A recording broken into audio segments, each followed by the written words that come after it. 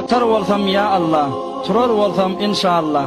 Şu yatıştan turmasam iman bergil can Allah. Oğlanlarda azap öğretmeli bir anızat çıklat. Yatsakmağa hem ödümüz hem oğlanlara imanımız öğretçik yatmağa yenilecek duaşı. Ondan sonra taamın duası.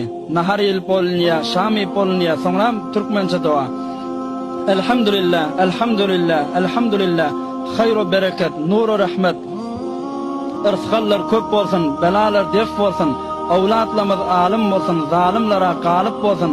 Yoldaşımız ahir demde iman bolsun. Muhim zat.